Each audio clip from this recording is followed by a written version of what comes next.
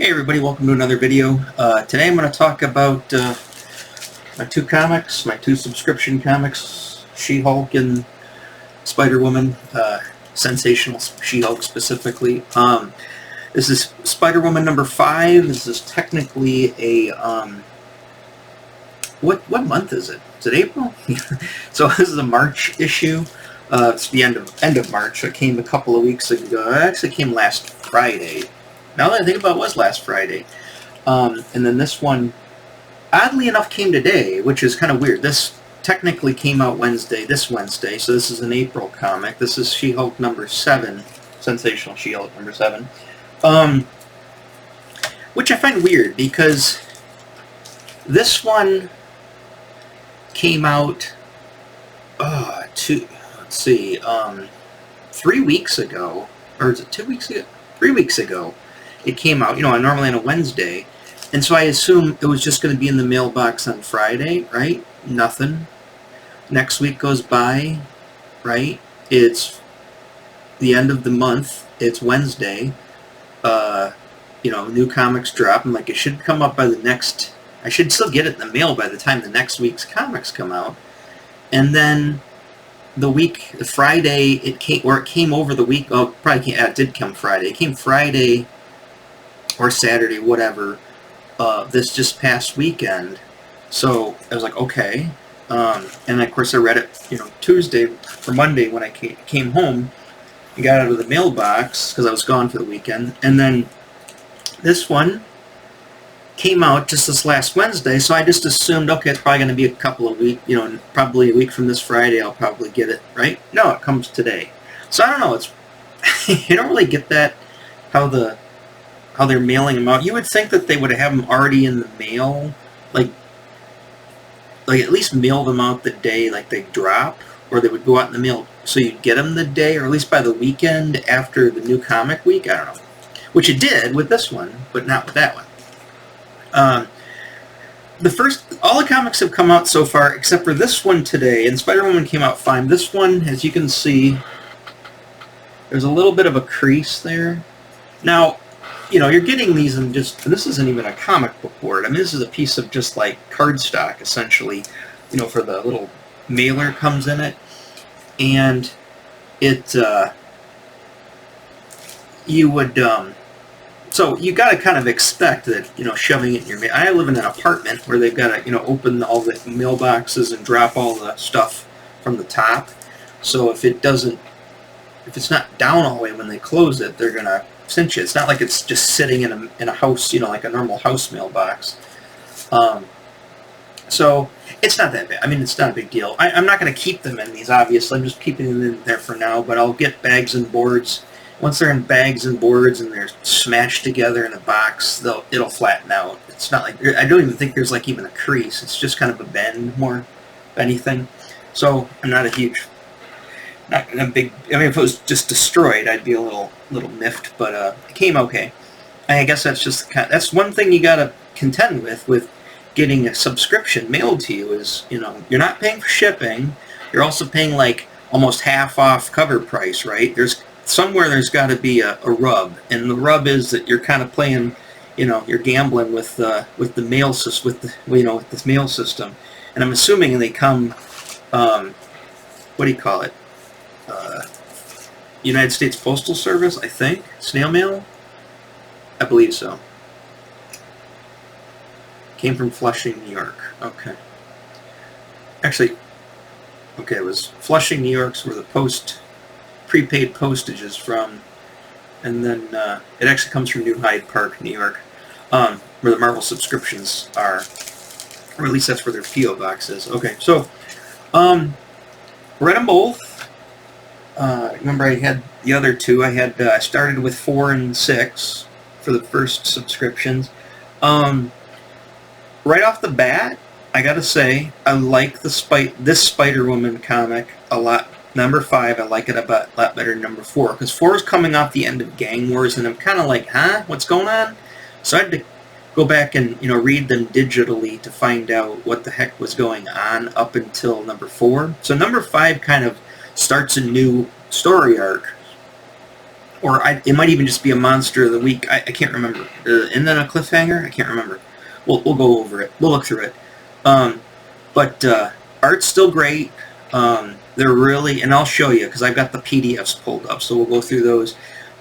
They really draw Spider-Woman pretty like they should draw Spider-Woman. And it looks good.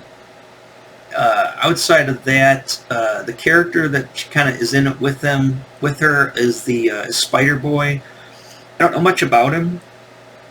Obviously, he's one of the Spider-Verse characters, or whatever. I don't even know where he comes from. It wasn't when I was reading Spider-Man, so I have no idea who Spider-Boy is. They make mention of their past involvement, and of course, you know, they do give which is nice. I thought for a while they weren't doing that, but I've seen in all these comics so far that they are putting little footnotes, the editor's notes, to tell you what comic book they're referencing, and they do that in this, so if you really want to know, I can go read it, but I don't really care. I don't need the backstory.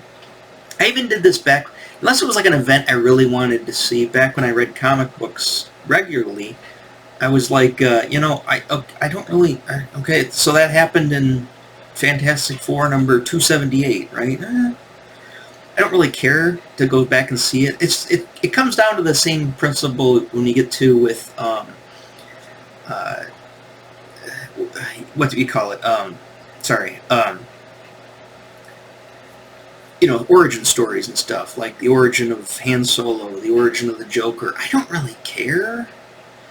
I just like the character, and let's just see them in the here and now. I don't mind people making mention of things that happened in the past, you know, and then they give a notation if you do want to go back. It's all up. It's on you, you know. You don't have to. And most of the time, it usually isn't. They give you enough information in what you just read. You kind of, even if it's not totally spelled out for you, you kind of assume like, okay, or something happened, whatever. Anyway, let's move forward. So, and I like to do that. I just like to move forward. I gotta say, but like I said, it's kind of a little self-contained story. It's, well, I think it's a monster of the week, but maybe not. But regardless, it's pretty cool. It was a pretty good comic. It is a comic book. I mean, it's a Marvel comic. It takes place in New York, I believe in Central Park, I think, or a park in New York. And it's got Spider-Woman in it, and then I know what happens at the end. Yes, it is a monster of the week. There's not really a cliffhanger at the end, but we'll get to that. And again, spoiler alert, I'm going into detail on both these comics, so if you don't want to know what happens, or you don't want to see any of it, you just want to go in fresh, stop the video now, come back later and watch it. But otherwise, I'm just going to proceed forward and just kind of go through the comic and tell you what I think. I'm not really going to I'm not reading you the story, you know, and I'm probably going to flip around, you know. I'm not going to go show each page, you know, perfectly. I'm just going to flip around a bit, show you just what I'm talking about. But yeah, I'm just giving you kind of like my opinion on things that I liked and things that I kind of like, don't really like that. And then of course after that we'll do She-Hulk number 7. So we'll do those both in this episode or video, whatever you want to call it. So let's just get right into it. Yeah, that's probably a good idea, because whatever I'm thinking about, I'll probably remember while we're doing this. All right, so let's switch over to here. Where do you want me? You want me over here? No, I'll go over here. Actually, you know what might be a better one with this one is, no, I don't like that. I thought it was going to put like me on one side and the comic full size on the other side, but it doesn't look like that's what it's going to do. Let's leave it like that. You know, you can hear me talk. You don't really have to see me more, so you probably want to see Spider-Woman. So let's go through it. Let's check it out here. Put the actual comics aside here. Let's grab the keyboard. Let me take a swig of my delicious lemon ginger tea. I don't have any honey, so it's straight. It's a little tart. Honey would be nice. Anyways, all right, let's go through. So here we go. Here's the cover of Spider-Woman number 5. Again, this is the latest issue. It's the March issue, so the April issue will be out obviously towards the end of April.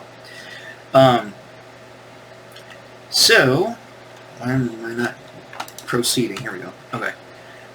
You can read all the mumble. It basically tells you what happened before. I know what happened before because I read it. So here we go. It is Central Park. That's what I thought it was. Okay, so it starts off in Central Park. Jen's walking around. Apparently there's a curfew, I think. She talks about there being a curfew, I believe, where you're not supposed to be in the park after a certain time.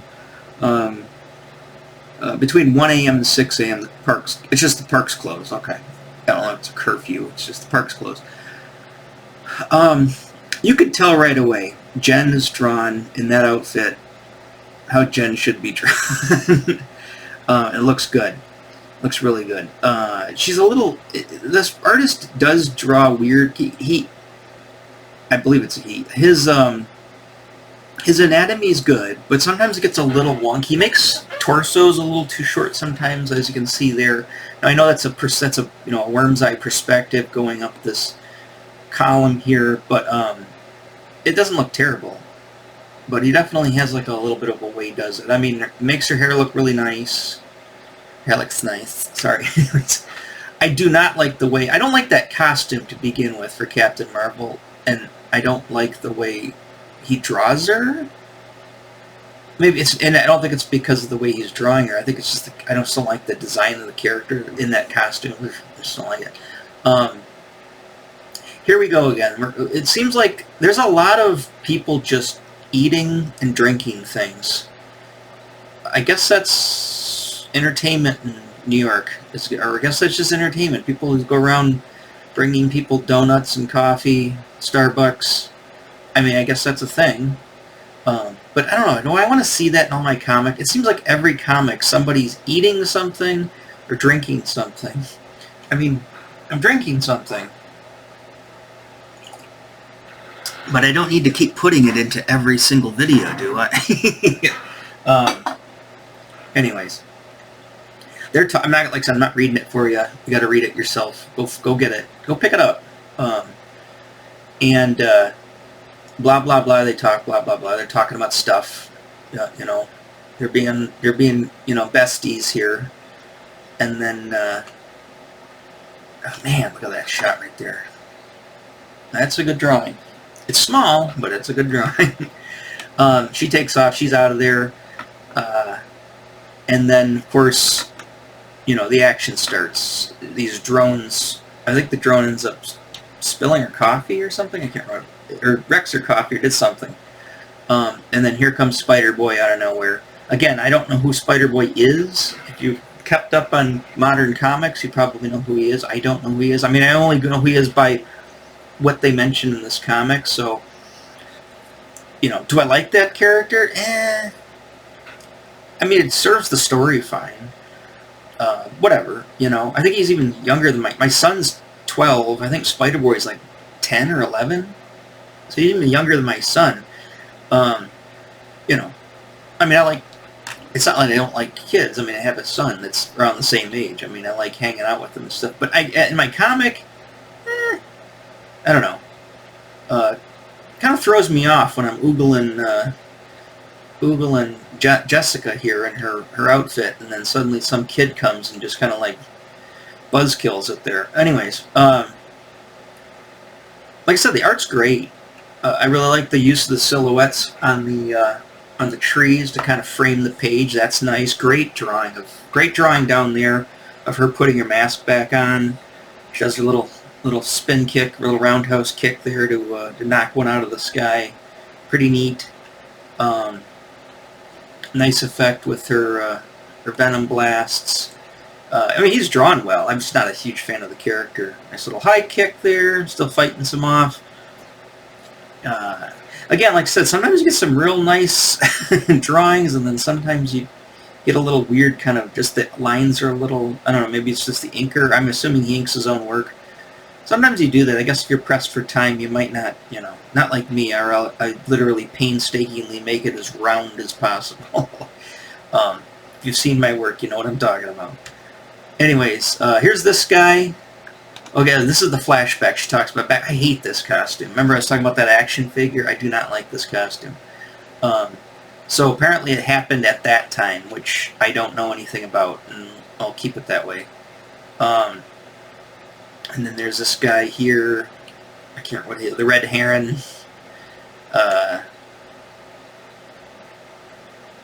You know, I can't. I don't know. She looks weird. That I like that you can see her up close. You can see her eyes through the white, and then far away it's white. I like that. That's kind of cool. I don't know if they did that in classic Spider-Woman or not. I can't remember. Maybe they did. We're back to this suit. Spider-Man, blah, blah, blah. Like I said, I'm not reading the story for you. That's a really nice page. I think that's really well done. Nice two-panel framed over a full bleed background, full panel that, is the bottom, but it also get the trees in the top. Nice framing of the shot with the silhouette from the leaves. I'm assuming that's either it could be a clip art that's just pasted on, or they just took a brush and made a bunch of leaves. Regardless, whatever the technique, it looks very effective. And then you get a nice bird's eye here, then literally a bird's eye here, a bird in the tree, and then you get a worm's eye view here. Literally, you're a worm on the ground. Nice. Here's the thing: when it comes to drawing like blades, propeller blades and stuff, there's like a million ways you can draw the sensation of the appearance, shorthand kind of abstract way to draw the blade spinning. It's never fun, and then you throw on 4 blades on each thing. Oh god, it's even worse. So I can't. And that looks good there because they left some space where it looks like, does look pretty good there. Here's something that I don't like, and if I was the artist, I'd be a little miffed, right? And I don't know who's actually in charge of doing this, but they do a lot of blurring stuff where they blur out things to cause motion. I understand. Obviously got all these action lines here, right? So there's really no reason to do that. I like really hyper-focused artwork where moments like that, just like a Sports Illustrated magazine, the photography in Sports Illustrated, where there's no blurs. Every action, no matter how fast it's moving, is always caught a moment in time. And I would rather see it caught in a moment in time than trying to do this effect, because if I was the artist or the inker or whatever, and I went through the work of drawing this, and especially say I fought with this thing for hours, which is, a little hyperbolic. Most people don't do that. But let's just say it was giving you problems, right? And then somebody comes along, it could be the artist, I don't know, and just blurs it out. It's just like, come on, I don't like that. I don't see it that often, but when I see it, I'm not a fan of it. I would never do it in my own stuff. Like if I do blur stuff, it's like literally like I'll take like the edge of a line, I'll take a smudge tool, and I'll just make a little tick, right? Like the hand or a fist or something. Most of it's still in focus, but maybe there's just a couple, and all it is just a little touch of a action line just feeding off the line. But I'm not going to blur the whole image. I just don't like that. You get a robot attacking. Nice shot there. Nice perspective shot. Like it. I like the black. Nice use. I mean, if you're going to do something, especially in Central Park or something like that, you really have to get used to, and you got to have the balls, and you got to have and you just got to like let yourself go and go, okay, I'm not going to worry about this too much. I'm got to silhouette as many of these of the foliage as possible, otherwise I'll be here forever, right? And the nice thing about adding the black, spotting black, especially when the character, like she's got black hair, this robot's got the arms with the black in it, right? You can balance the blacks well if you use that. And obviously this person didn't overdo it. They did leave, like all of this is just an open line, right? And then the colorist came in with a brush and gave some accents to the leaves. That's how it's done. That's what you do. You don't painstakingly draw every little you'll be there forever, and it looks like mud after that. When something's over inked, you'll know it. Well, hopefully it will. But when something's over inked, it is over inked, and it just turns to mud, and to me it looks like garbage. So really getting to know your blacks. I know I'm speaking of it as an artist, but I mean, you probably, if you read this for just the review of the comic, you probably don't care as much, but I'm going to give you my point of view. It's the whole point of coming to my channel. Is you, yeah, you be conscious and balance your blacks, because it can make or break a page, and most of the time, if it's done right, and it's not that hard to do right, it's always a benefit. It always makes your page look so much better if you balance your blacks right. Again, I don't mind it there. I don't mind a full bleed page with a panel superimposed. But now here we go. I don't like this, though. I don't like, for one thing, I don't like black gutters, right? I like white gutters. And even if you're going to do that, I think it's a little distracting to put a that painted image of the trees and the foliage behind the panels like that. If those like, see this one, obviously it makes sense. Or go back. This is part of this. It's like one giant panel, right? The action happens to be in the bottom half because they used it as the third panel. That's fine. And as you can see, they left some green up top, so it really didn't black out the top panel lines. Because I'm really, at the end of the day, you can do all this stuff digitally. If you can't see your panel lines, why put them in there? Just cut the panel out with no panel lines. Put it panel lineless. And just throw it on the image. If you're going to draw a panel line, don't, I don't know, it just seems goofy to do that. So this, like I say, right here, so the black, as you notice, that black of this, you can't see what I'm talking, maybe, let me see if I can get the cursor, right up here. See how that's a black line that goes through there, and then it goes into the background. It's like, well, is that part of the background? Obviously not, because it doesn't match up with this part. So it ruins that corner, and it's distracting. And then you got this arm going right into it too, which almost looks like it's bleeding off into there. And I like that. I think that was a mistake, and it was a mistake that's easily fixed. You can either they could have just, like, if they saw that and went, oh, okay, that's a problem. You could just mirror that layer. Most programs mirror layers. You could just mirror the layer, and then that blue there would have been on the other side. The black may have ran into this tree, but I think that would have been a little better. I don't know. Maybe they wanted that to be like that. I personally would have fixed that, but they might have wanted that. So again, I mean, I can criticize other artists because I'm an artist myself, but at the end of the day, just like people criticizing me, it's up to us to figure this stuff out. And if we think it looks good and the client is happy with it, I mean, obviously want the fans, or the readers, your viewers, to be happy with it too, because they're the ones that buy the book and essentially pay your paycheck. But I don't know, maybe I'm just being nitpicky. See what I mean, like, with the weird kind of anatomy? I know it's a worm's eye view, but sometimes their anatomy comes off a little weird. That's a decent page.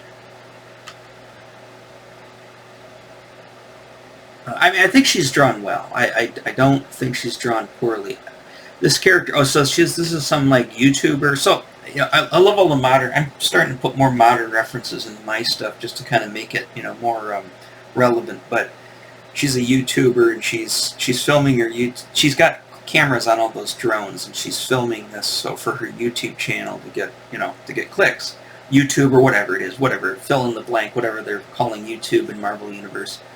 But of course she's got some cool costume on. Again, see, it looks great. The colored, amazing. Everything about this is great, right? Her hair looks great. Everything looks great. But just this weird stylization that I just find to be I find it to be a little off-putting. I would have liked to see more rounded, more realistic hips on her. Her face is a little odd there, but not terrible. She looks better there. Her thighs seem to grow and shrink on every panel.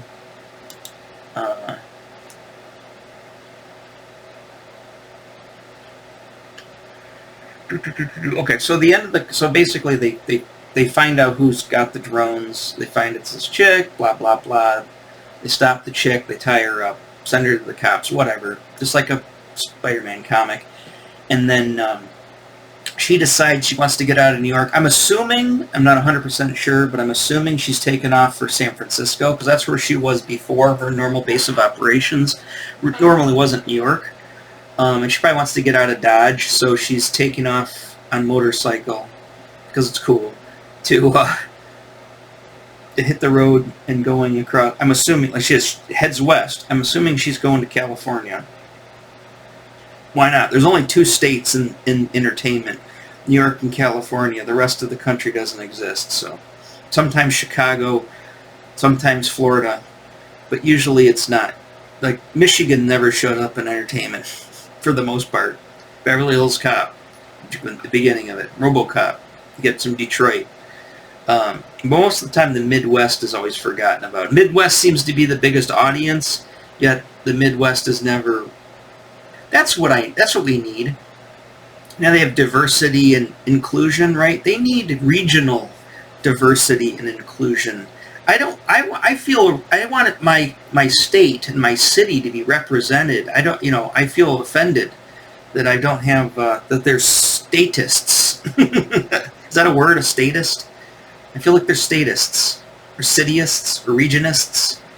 I feel like they are what do you call it? They're not representing the Midwest enough. That's a terrible drawing, by the way. It's a little, on sale in April. That's going to be April issue. I hope that's not the cover, and that's going to be the cover. That is a terrible drawing. I'm sorry. If I did that drawing and you said it was terrible, I would say you're right. I did a bad job. And trust me, I have no problem, ponying up to a bad drawing. But that's a bad drawing. That's for a professional comic book artist that worked for Marvel, which is pretty much the top of the food chain. Turning in that work, that's rough. You can see where it's bad, can't you? I'm not going to point it out. Let's see if you can... In the comments, let me know, what do you think's bad about that drawing? It's kind of obvious. Terrible. This is what I would have done. Well, this is what I would have done. This is what Marvel would have told me I can't do, and then I'd have to fix it.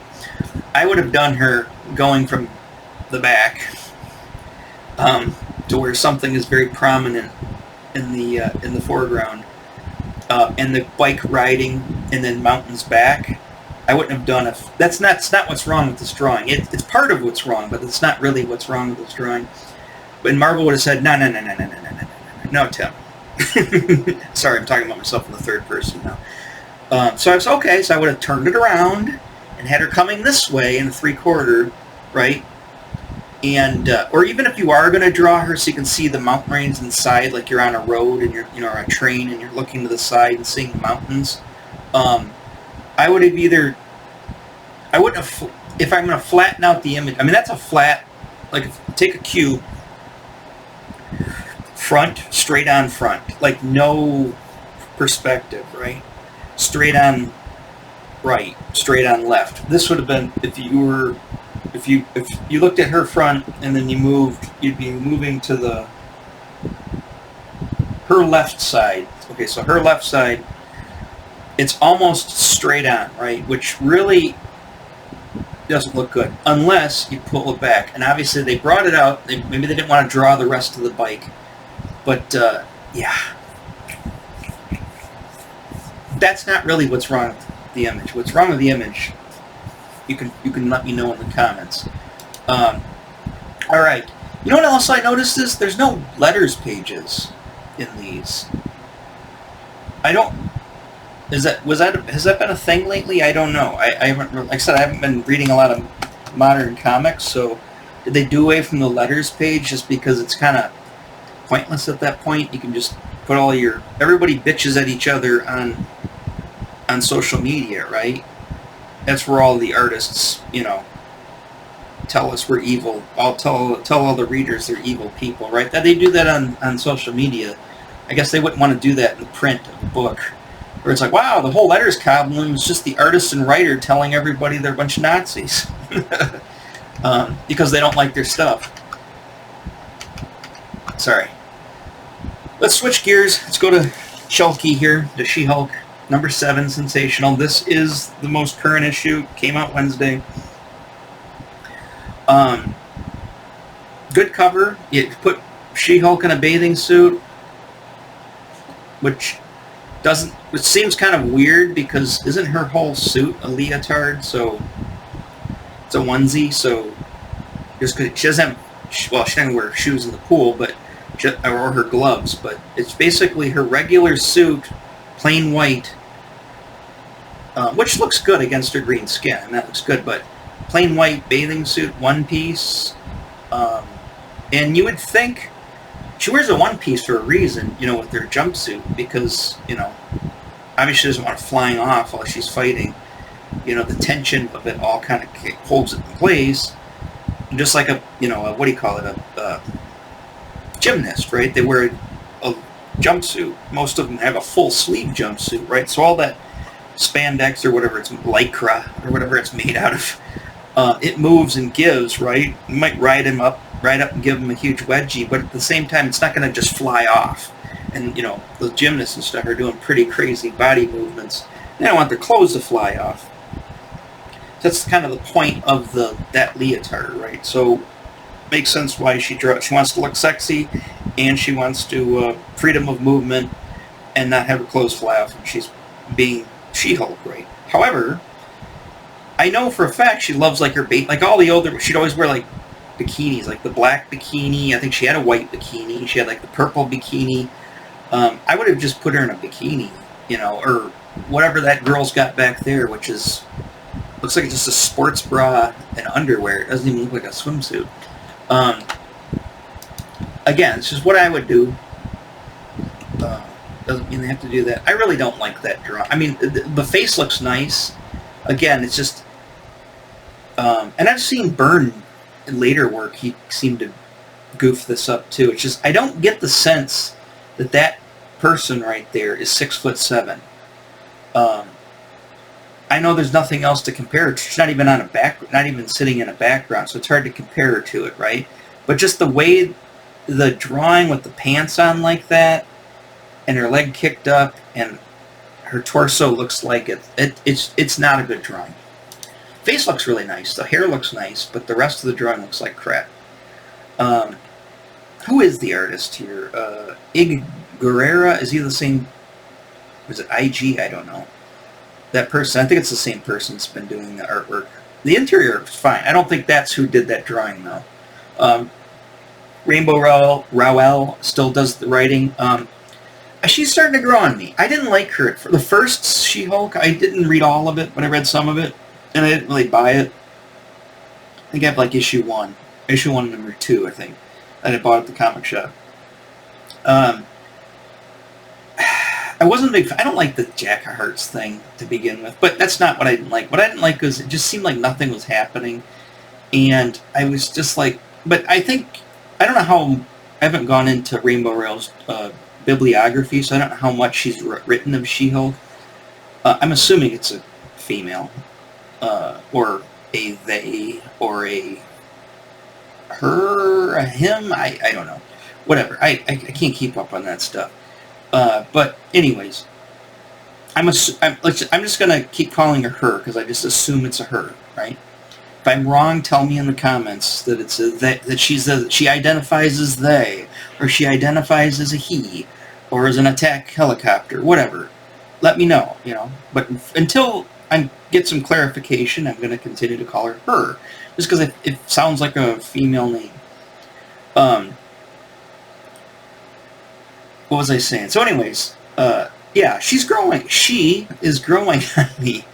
I'm starting to like her writing with She-Hulk and with the character She-Hulk. I think she for one thing, she does in a 100 times better version than the Disney Plus show. They should have just got her to write and I don't think she did she? No, I think it was that other woman who, which I know is a woman because I saw her in an interview, wrote the She-Hulk. I think they should have just got her to write it. I don't know why they didn't. I think she would have done a lot better job. They probably kind of got her on the cheap too. I mean, she's probably making 40 grand, 45 grand, living in New York, if she does live in New York. Maybe she doesn't. I can't see her making, much more than a working class wage working for Marvel as a writer. Maybe she's, at best she's middle class, but you start writing for Disney, for TV shows, Disney Plus, that should pump you up into the upper class, shouldn't it? So for her benefit, I think I would have taken the job, but obviously I don't know I don't know if she was asked.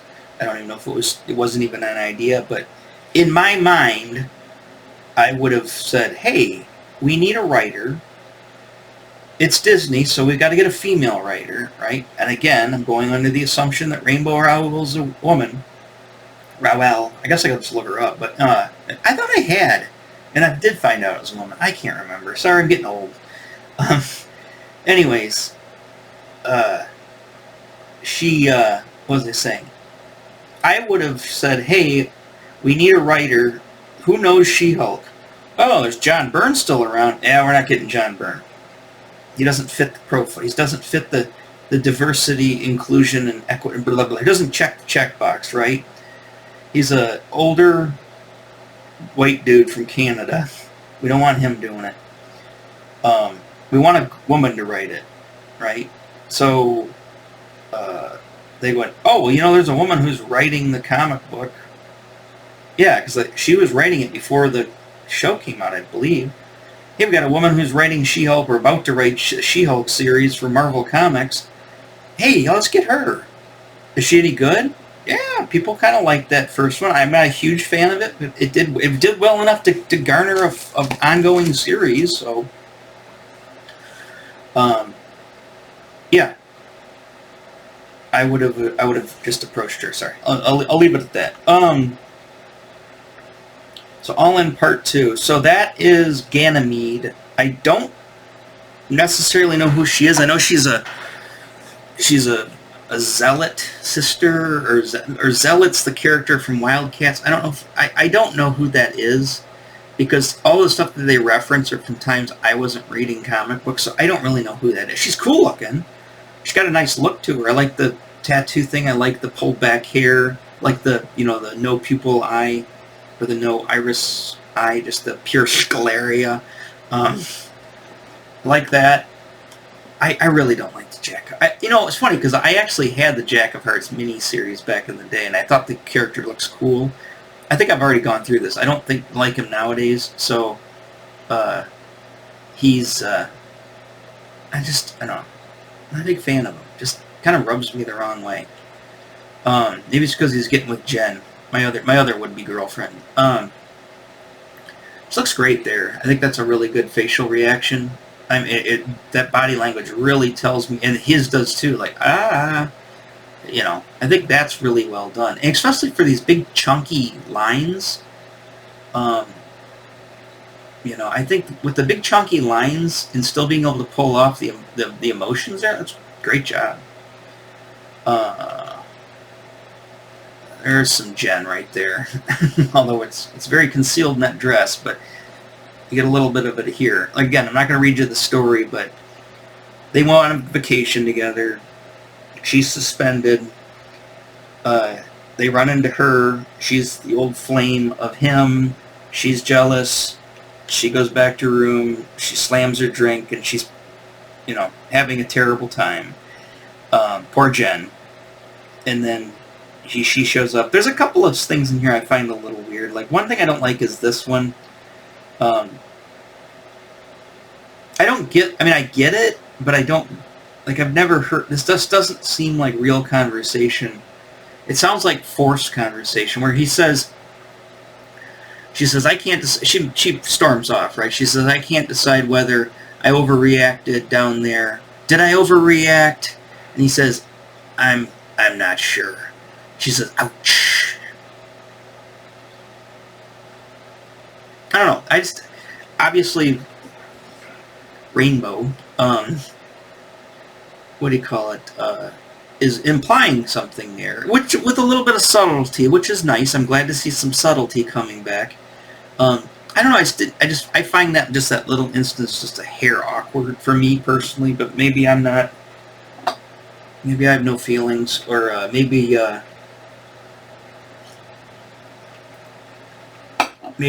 just never. It didn't. Maybe I'm. I'd be duh. I don't think like women think. I guess. Whatever.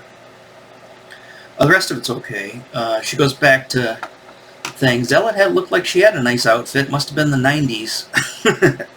I see Thanos. It looks very much 90s when this happened. Let's see. When the Silver Surfer Volume 3, number 82. I think that's from the 90s, isn't it? And Cosmic Powers. Isn't this right around Infinity Gauntlet-ish? That doesn't look like 90s costume. That looks like 90s costume. Anyways, back to the show here. Great use of the backgrounds with this like crazy room, so that's good, and it's done well here. Is show Jen's 6'7", right? She's a big girl. I talked about this in almost every She-Hulk video I've done. He's probably not. He's probably my height, right? Let's say he's 5'10", maybe 6 foot. Who knows? Let's just say he's of average height. 5'10's average height, right? She's going to tower over him. So that's done well. I think that's done well. The other thing I love about this, they call it Club Soul, whatever. I would have loved it if they called it Club Ninja. I love that. I love Club Ninja. It's not the best album by Blue Oyster Cult, but I just love the Club Ninja. And I always use it. It's always a punchline. I've used it in comics that I've done. My friends have made my reference to it. It's always like a reoccurring joke. It's like, Club Ninja. And I love the idea of Club Ninja. It's this space resort hotel where there's lots of aliens running around. Now, I'm not a huge fan of the alien designs in this. I find them to be a little bit too pastel and a little too cutesy and a little too... I don't know, but what do you call it? I think cooler. My idea of it is like a lot of like hot alien chicks running around. Basically, it's like it's almost like the Love Boat. I like to see like the Love Boat pool scenes. Where there's like Catherine Bach or Linda Carter walking, or some whoever the guest star is, the hot girl guest star. All the women are walking around in the bathing suits and stuff. I would have done more pool shots. I guess you're not gonna do pool shots at the purser's counter, but. Or whatever that's called. But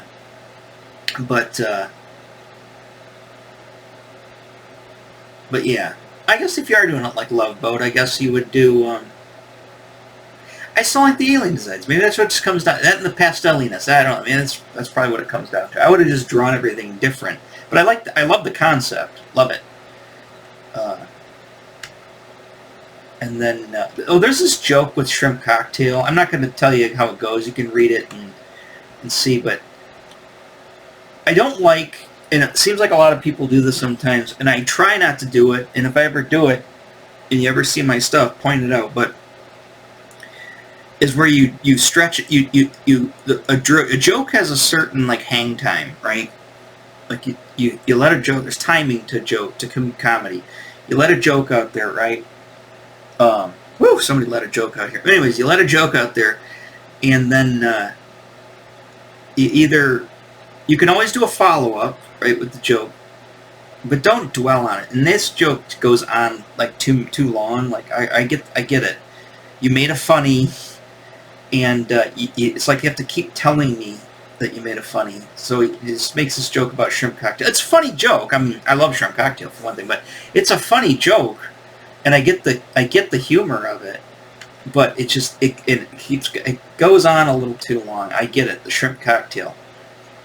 I think it should have like here, he talks about it, and they could have had just the Shrimp Cocktail there, but he mentions Shrimp Cocktail again. So I think it just goes on too long for me personally.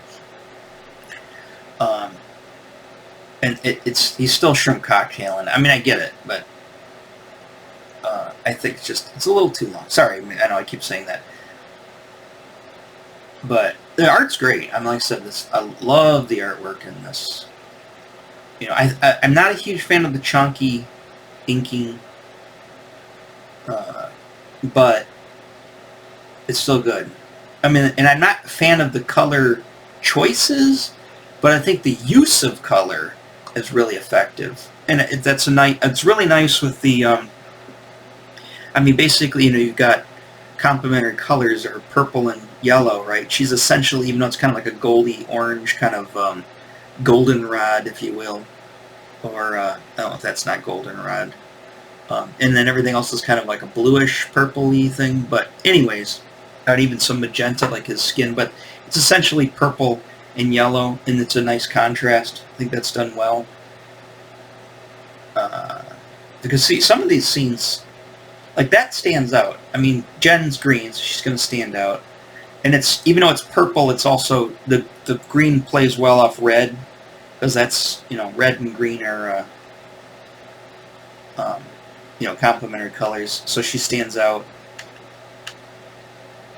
I think, but now her outfit she's wearing now it blends too much into the background. I think they should have just not kept her in the dress, because obviously she's supposed to be in her fighting clothes. I think they should just redesigned her costume, or switch the lighting. It didn't have to be purple in this. They could have changed up the lighting a bit. Always open panel like that with like a disc or a square or something in the background. That's always nice. I like to see it. These full bleed panels, I'm starting to warm up to them. I've never been a fan of full bleed panels, but I'm starting to warm up to these full bleed panels. Again, see, there's a few things with the black. I think this little teeny things like that, I would have drawn a line, or I would have just gone in and just erased that black part, just so that line goes straight down. And because I don't like that right there. My eyes went right to it as soon as I flipped the page. I like the lighting. We just, the gradient lighting off of here for the lights above all the liquor bottles. It's cool. God, I don't like that character. I'll punch him in the nose. Funny scene with Jen. I like this little, she gets into the thing. She says something obvious in an alien language. You're just being nice this time. Meaning she keeps running into her and she keeps saying she looks good or whatever, giving her compliments. Or likes her outfit. Because she wants to go to the bar. She's like, is there a dress code? Because she's got this on. And then we go back to Purple People Eater page. Again, it looks great. A great use of color. A little too purpley on some of these pages, but maybe that's their intent, is to drown some of these characters out. I mean, I know her skin cuts through with hair, but not too much. The art's fine. The art itself is great. Great shot. Great use of the black on the top of that ceiling. That's really good use of that. And then you got the rim lighting. That's really nice. I love space bars. I love them. It's not Star Wars. The cantina scene in Star Wars is part of it, and of course Jabba's palace is part of it. But I think the real reason I love space bars is I think they did it in Silverhawks a couple of times. Galaxy Rangers had a space bar once, and then Club Ninja, of course, obviously. And then, but I like more like space bar, like our CD, like space pirates and stuff in there, junk like that. But I like the resort thing too, because I love the Love Boat. I'm a sucker for the Love Boat. I need to do an episode on love. I could do a lot of videos on. I could go off. I could do the entire YouTube channel of me and my love of the Love Boat. But so just to let you know, it's one of my favorite shows of all time is the Love Boat. It sounds kind of weird, but I love the Love Boat. Great reaction shot. Love her hair up. Love her hair up. You get some hot alien chicks. That's great. That is great. That's a great drawing right there. That look, the crinkly of the thing. her look on her face, I think that looks awesome. And of course, if you don't know what's going on, because I'm flipping around and I'm not reading the story for you, this crazy guy here, this guy hires her, Ganymede, to be like the leader of his horde and to take vengeance against the person, the human who wiped out his people. She was to take up the cause because she needs a job, and plus she's into the whole vengeance thing since she had to avenge her sisters. And as she says, it is a funny line. Where did she say it? I already have a new mission. I'm leading a horde. A horde? A horde is like a sisterhood, but without sisters. That's funny. That is. I laughed out loud when I read that. That's a funny line. I like that. Kudos to Rainbow. That's a good one. And here's the thing. This is the thing I kind of complained about the first She-Hulk, whatever, maxi series or whatever it was. Is I said, I love Sensational She-Hulk, the John Byrne run, right? I said, and this is also my problem with the TV show is Jen's not doing anything that fun or cool. I said, I liked it when Jen went to space, right? I said, I liked it when she went to space. There's all kinds of crazy characters, and she gets in all kinds of mischief and shenanigans and whatnot.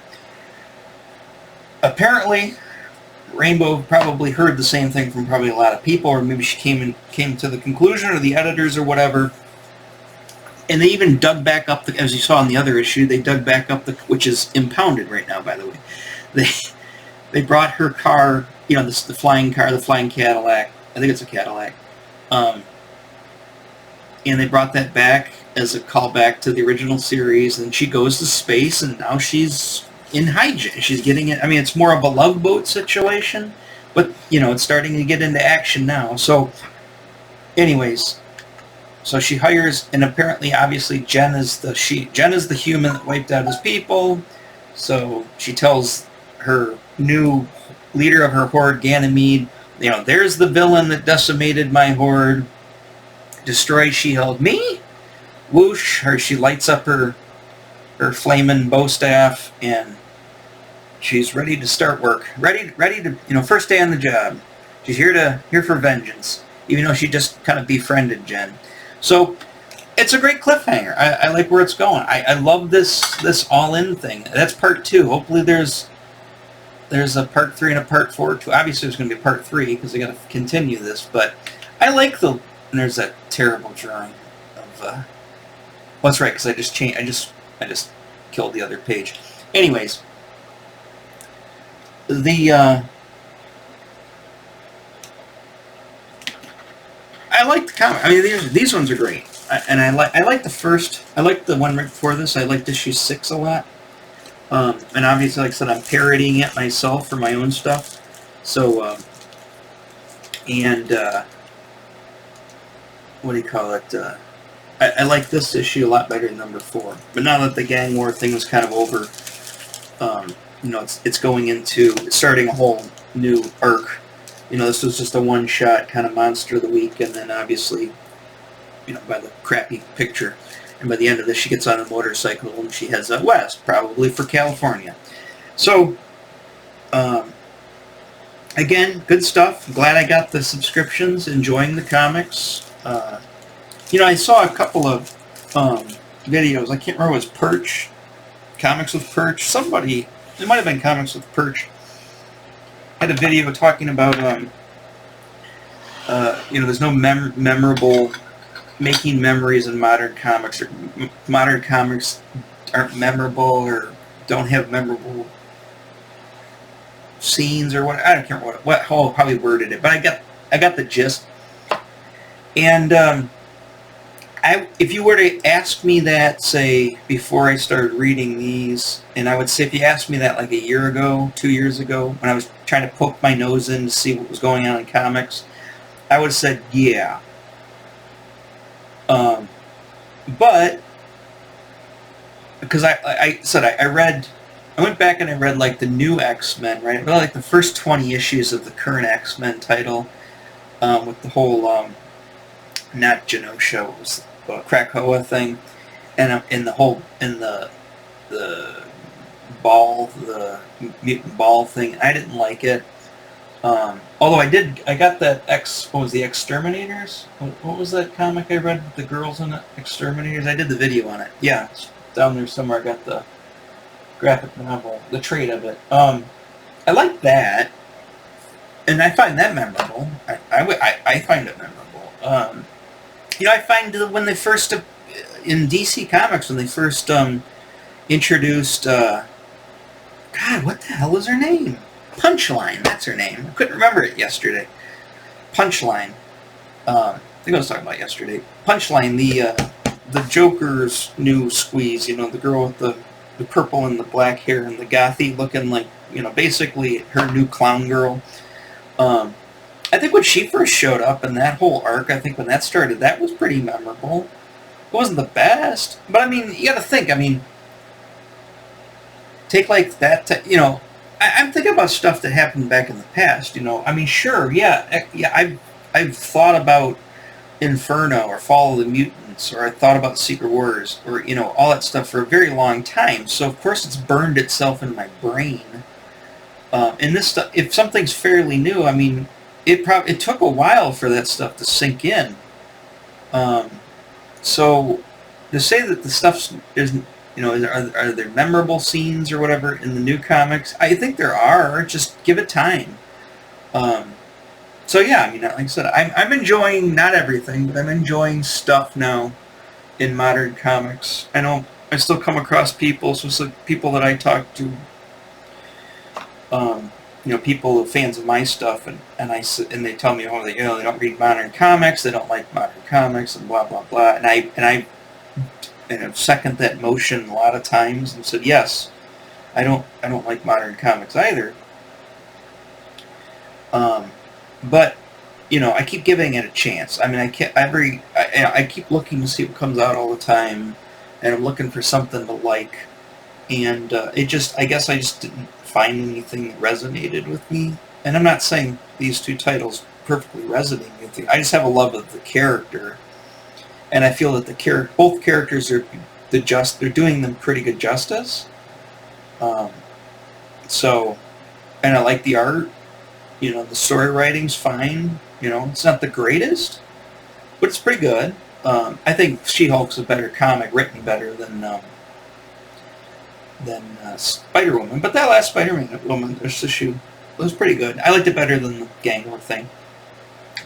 All right, I'll let you go here. Remember, like and subscribe. And I had somebody hit me up about issues with my production here. Let me just set this straight. I mean, I like the criticism, and don't hesitate to give me any kind of criticism. But as I keep saying, and I've said this in a lot of videos, maybe they didn't pick it up, but I'm not getting paid to do this, right? I'm not monetized. Obviously, look at my numbers. I'm nowhere near being monetized, right? This is literally just something I like to take an hour a day out of my time to just make a video and talk. And most of it's for me. It's cathartic stuff for me to do, right? And like I say, encourage people to interact, and I'd like to reach out there with people, but I would love it to be monetized. That'd be great, right? But I'm not really going to put a lot of work and effort into making it so until it does pick up, if it does. Like I said, I've got a lot of work to do with my comics, and I can't spend a lot of time editing videos. I can't afford expensive equipment. I mean, I don't know how you guys don't like that camera. I mean, it's a Logitech Brio. It's okay. It's got a built-in. I'm not even using a microphone. It's got a built-in microphone, and even though I got the fan on all the time, I got the fan on and I got a coat on. Don't ask. But anyways, my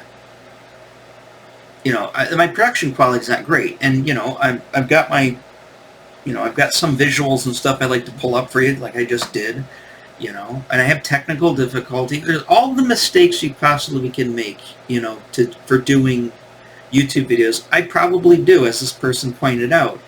But at the end of the day, I'm not overly concerned about it, you know. So that going forward, I mean, if more people chime in and say, hey, you know, but like I said, I got to have the interest there. And the other thing is maybe I'm just talking about stuff nobody cares about. And then or maybe I'm all over the place. I got too many topics. I'm trying to keep, remember, I'm kind of getting out of action figures, so that's probably going to be less and less of a thing. And I, more got into, and I love my records, and I'm into the music and all that stuff too. So, maybe I'm spreading myself too thin, too many different interests that might, somebody who's really into vinyl records might care less about comic books and vice versa, right? So maybe by doing that, I'm kind of, alienating people. I kind of talked to death about Kiss, or my Kiss love. So I know that got a lot of views, but I'm kind of done with that. I'm not planning on buying any new musical instruments or anything anytime soon, so that's probably not going to be a thing again. It's not that I'm out of it. I've got everything I need. I don't need anything else. And with the action figures, like I said, She-Hulk, a couple of figures here and there I'll probably pick up. That's about it. But outside of that, I'm focusing on reading, enjoying some comic books. I'll pick up records when I find them, and then I do my work. And I live my life, and I spend my time, my free time, with my son. So that's pretty much in life. Drink some ginger. It's cold now. It's cold. It was hot. Now it's cold. I guess in an hour it's going to go cold. That's how I used to always, when you be working somewhere, you set your coffee or your teacup up somewhere, and then you forget it's there, and then all of a sudden you notice, there's my coffee, there's my tea, and you're like, coffee's done. You realize it's cold. It's been sitting there for hours. Anyway, sorry. I'm going to make that little joke. All right. Remember, like and subscribe. Feel free to comment away. Feel free to rip me, 6 ways a Sunday about how bad of a job am I doing. I encourage it. It helps me out. I know these things. Some things I think I already knew, but maybe you've got some insight. Maybe you got stuff like that if you feel like it, or maybe you feel like I'm just wasting my time because I never listen to anything anybody says. You're not the only one who thinks that way. Yeah, and we'll see what's on the next one. Probably, like I said, once these come again for the next 2 issues, I'll do versions of those, and I might start picking up more comics outside of the facsimiles. I might start picking up more new modern comics, monthlies, and then of course I'll add them into the fray here and talk about them as well. But all right, let me let you go, and I will talk to you on the next episode. Take care, bye bye.